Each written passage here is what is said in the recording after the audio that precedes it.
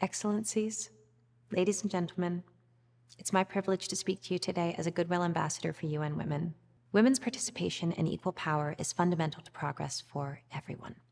I'm sure you are aware of the evidence which shows conclusively that equality between women and men make us all safer, happier, more prosperous, and more successful. And yet, the reality in which we find ourselves is that at the current rate of progress, it may take another 300 years to achieve gender equality. I hope we all agree this is 3 centuries too long. It is going to take more than hope to get us to a better future. Our current position is far from good. Progress for women and girls is in dramatic reverse in many countries. Rights and freedoms that women and girls had experienced as normal, to work, to learn, to make choices about their bodies, have been abruptly taken away. Some of those losses have been legislated or imposed by governing authorities against courageous resistance. Others have been brought to light and sharpened by unprecedented global crises, such as the COVID-19 pandemic. The pandemic had a devastating impact on us all, but it hit women especially hard.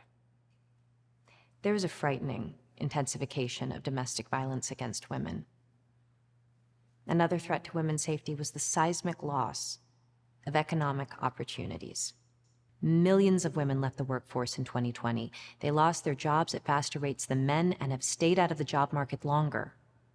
And now, as fuel and food prices rise globally, amidst the climate emergency and sustained military conflicts, women's incomes, as well as their contributions to businesses' success and the recovery of markets, matter even more than ever.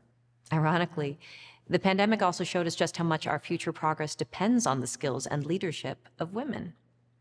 Women sustained our healthcare systems and invented life-saving vaccines. As leaders of countries, they gave us some of the most effective responses to the pandemic. And yet, we show time and time again that we do not equally value women's participation, contribution, and leadership. This year, in 169 countries and areas, that's most of the world, women's labor force participation is expected to stay below pre-pandemic levels. What can we attribute this to? Well, it's my regret to share with you that during the pandemic, women did an additional 512 billion hours of unpaid care work at home. While I let that statistic sink in, I would like to acknowledge the essential importance of care. Care is fundamental to the basic functioning of our economies and societies, and I'm not meaning to suggest otherwise. In fact, the reality is, everyone will need care at some point in their life. However, we must also recognize the reality that the current way care is provided and valued is unfair and unsustainable. We must address the cultural biases that automatically label care as women's work. Even before the pandemic, women spent more than 3 times as many hours as men on unpaid care and domestic work. It was unfair then, it's worse now. It's time to admit that something is very, very off. Whether or not we mean to, the fact is, we are taking advantage of women. Simply put, we must stop penalizing women for caring. We must stop relying on women to make it work and instead proactively make possible, support, and fairly compensate care work.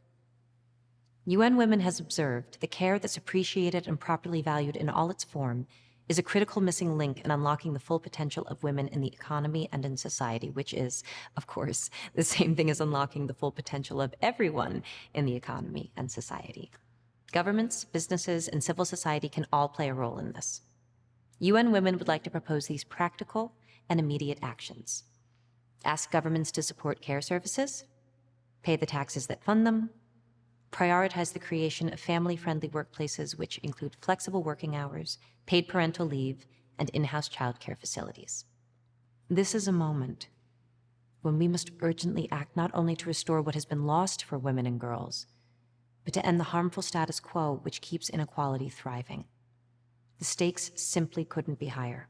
The world, not just women, needs innovative solutions more than ever. Optimizing inclusivity is our best chance at success. This esteemed group, which I am honored to address today, find themselves tasked with making decisions that shape lives.